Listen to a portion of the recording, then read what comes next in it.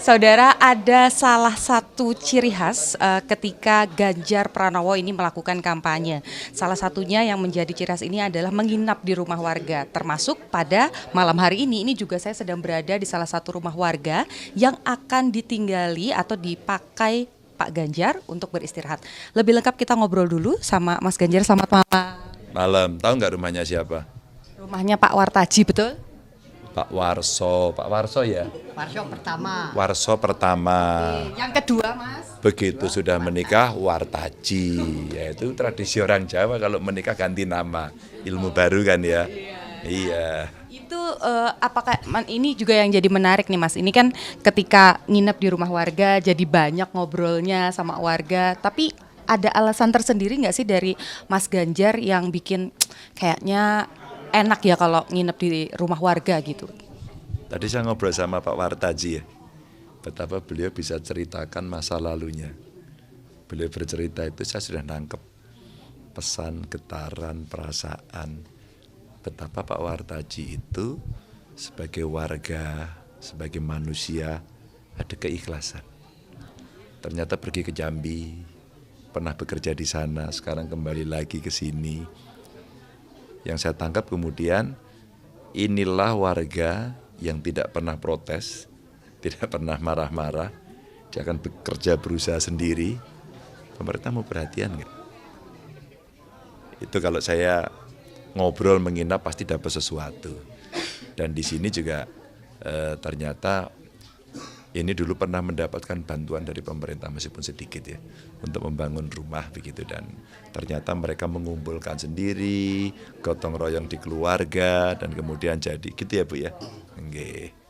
Jadi kita bisa mengerti bagaimana spirit gotong royong bisa dibangun dan kemudian bisa mendapatkan rumah sehat dan layak huni. Tapi ini sebetulnya kegiatan yang baru dilakukan pada saat berkampanye atau ini sebenarnya sudah jadi hobinya Mas Ganjar, misalnya waktu jadi gubernur dulu? Ya sebenarnya saya mulai pada saat jadi gubernur. Dulu itu kami berkeliling, tidur di rumah penduduk. Ada beberapa hal yang waktu itu saya pikirkan. Yang pertama bisa mendengarkan langsung apa yang menjadi suara hati mereka. Yang kedua kadang-kadang saya ngecek kegiatan. Pembangunan rumah tidak layak huni, infrastruktur yang ada di situ, mohon maaf ya, untuk ngecek apakah seseorang mendapatkan bantuan karena datanya sudah tepat. Orang bicara BLT seringkali tepat sasaran atau tidak.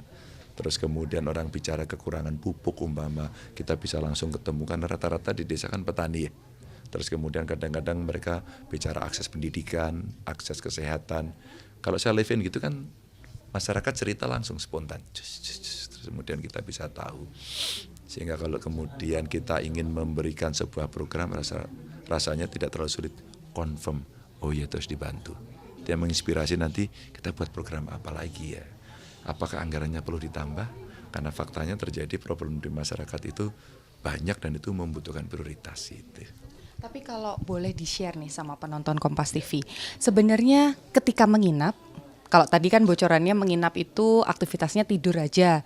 Tapi sebenarnya apa lagi sih Mas yang biasanya ditemui atau dilakukan ketika menginap di rumah warga?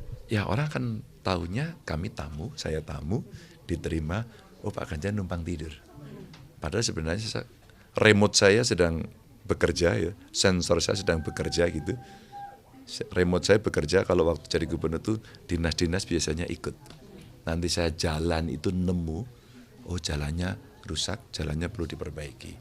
Nanti saya ketemu dengan masyarakat akan ketemu, oh pupuknya di sini langka dan sulit. Nanti saya masuk pasar tahu biasanya kalau masuk pasar komplainnya Pak bocor, Pak harga naik gitu. Atau barangkali Pak Ganjar tahu nggak di sebelah rumah itu ada penyandang disabilitas. Beberapa kali Mbak kita ketemu informasi dari masyarakat Pak Ganjar itu ada ODGJ di Pasung. Yang begini-begini ini kan berkembang ketika kita bertemu. Tapi biasanya tuan rumah hanya melihat satu sisi aja. Pak Ganjar menginap. Padahal sensor saya sedang bekerja sebenarnya untuk lebih bisa merasakan. Mas, kalau boleh dong diajak lihat malam ini tempat tidurnya Mas Ganjar tuh gimana sih, di mana? Boleh lihat nggak? Ya. Oke, naik. Numpang nggih Pak, nggih, numpang nggih. ternyata. Ya ini Mbak, kalau kita menginap pasti rame, warga ikutan. Sampai belakang-belakang ya Mas ya? Iya, sampai begitu. Kadang-kadang biasanya ngobrol. Biasanya saya ada tambahan satu lagi. Ada tukang pijit nggak? Nanti sambil ngobrol dipijitin. Nah katanya saya mau dipinjemi di kamar ini.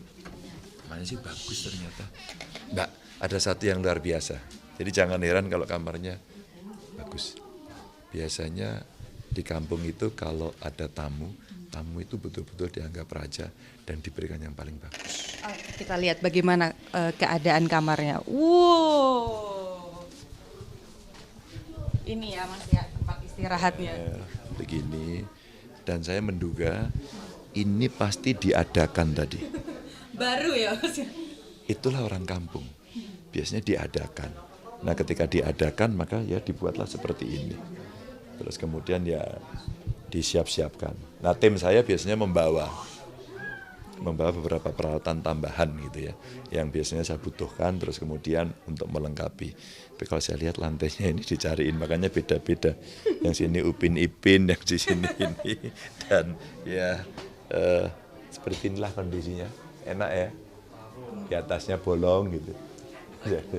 Nah kalau ngelihat situasi rumah yang seperti ini, ya kita tahu Mas Ganjar juga berasal dari keluarga dulu dari keluarga polisi begitu.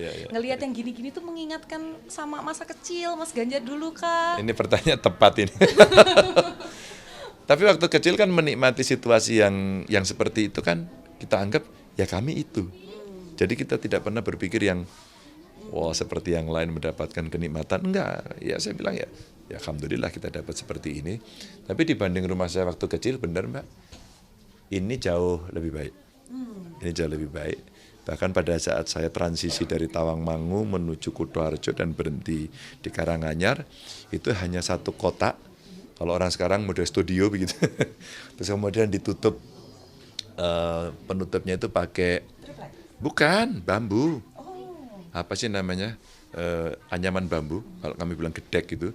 Itu aja Mbak, ditutup itu, bawahnya masih tanah, sebelahnya itu gudang gamping, kapur.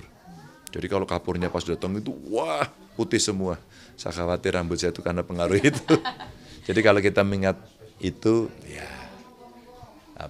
betul suasana seperti kami merasakan masa lalu. Oke, tapi jadi satu pengingat juga ya Mas bahwa bagaimanapun posisinya, apapun jabatannya, tidak boleh lupa bahwa yang begini-beginilah asalnya kita, begitu ya Mas? Satu itu, yang kedua, yang begitu, yang begini ini perlu dibantu. Makanya salah satu penerima bantuan, meskipun saya tanya tadi terlalu kecil sih, makanya ada gotong royong. Tapi mereka senang sekali mendapatkan bantuan meskipun kecil. Mereka, berarti, Mas? oh ya, tapi mereka rasa terima kasihnya itu, makasih Pak sudah dibantu. Itulah rakyat. Oke. Ini lagi pertanyaan yang ditunggu-tunggu rakyat dan juga penonton Kompas TV. Soal Jateng nih Mas, ini kan tinggal 1 bulan juga kurang lah. Tapi pertempuran di Jateng, di Jatim ini, apalagi sosok Mas Ganjar begitu ya, ini dipertanyakan. Berkali-kali datang ke Jateng semua disapu bersih, disamperin satu-satu. Sebetulnya kalau Mas Ganjar sendiri melihat potensi pilpres, basis suara di Jateng ini seperti apa Mas? Jateng kandang banteng. Kalau saya boleh sebut, ini rumah kami. Maka banyak orang lain yang ingin ngambil dari rumah kami. Orang lain ingin ngambil. Maka kalau kemudian saya sering bertemu, satu, karena beberapa waktu lalu hampir saya tidak pernah menyentuh Jateng. Sama sekali. Saya ke Sumatera, saya ke Indonesia Timur, saya ke Jawa Timur, Jawa Barat. Hampir saya tidak pernah menyentuh Jateng. Nah satu kawan-kawan Jateng nanya, Mas Ganjar kapan ke Jateng gitu? Aku percaya aja deh gitu. Bukan gitu Mas, kita kan butuh disemangati, bonding kita harus sama, rasa hati kita mesti sama. Maka oke. Nah, ketika kemudian kita melihat begitu masifnya memang, kita tidak pungkiri serangan ke Jawa Tengah, maka kemudian oke, kayaknya saatnya saya keliling Jateng. Dan saya sapa. Waktu itu Mbak saya mulai dari Solo Raya. Waktu itu saya mulai Solo Raya, Semarang Raya, aku pikir cukup gitu. Mas jangan situ aja dong, lalu Banyumas Raya, ya. Terus kemudian sekarang kita bergerak, ini masih Banyumas Raya yang belum selesai, maka besok kita ke arah Pantura. Ya kawan-kawan sebenarnya pengen menunjukkan bahwa kita gotong royong dan mereka butuh say hi. Tapi target percaya diri di berapa, Mas? Kalau dari kawan-kawan partai sih 60 ya, itu realistik. Meskipun pada Pilpres yang kemarin kita dapat 77 gitu ya, tapi hari ini kita be realistik itu 60. Karena sebagian pasti akan mencoba mengambil dan relatif pertarungannya juga cukup keras di Jawa Tengah. Jawa Tengah, Jawa Timur akan keras.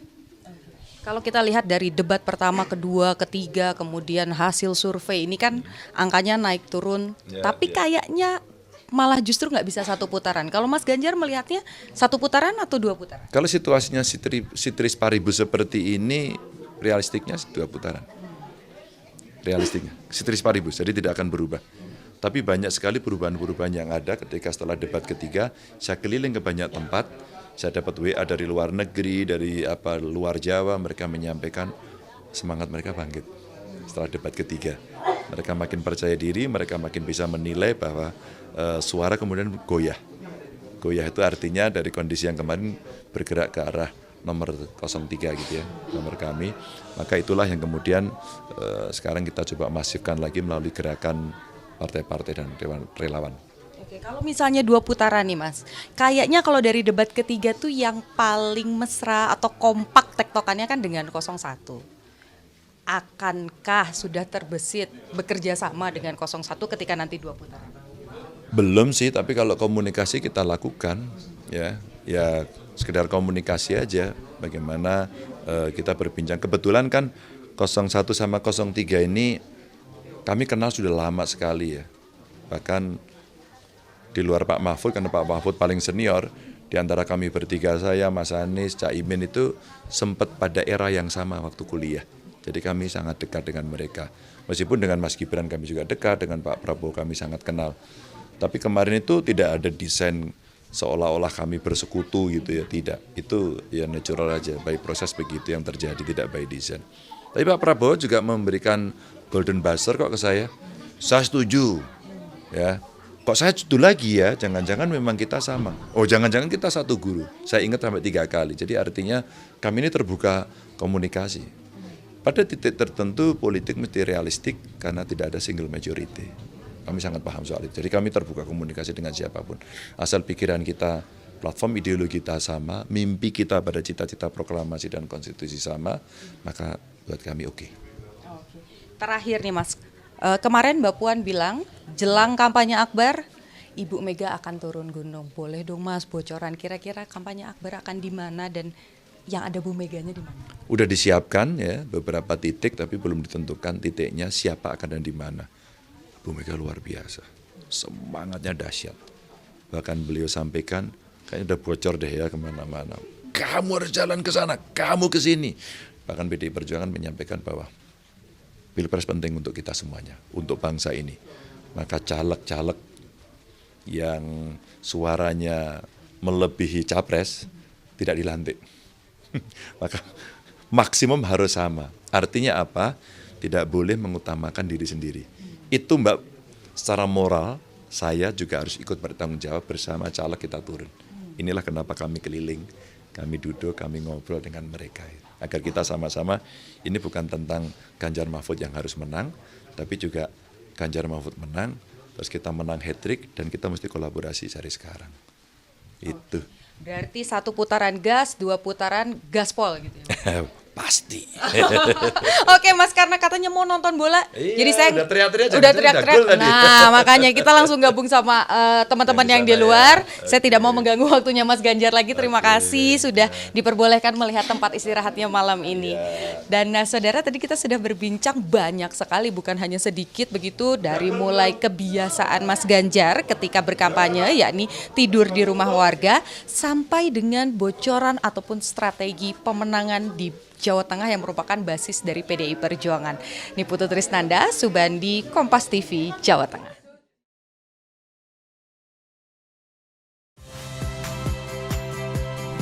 Saya Agin Fridianto. Saksikan terus program-program Kompas TV melalui siaran digital, pay TV, dan media streaming lain. Kompas TV, independen, terpercaya.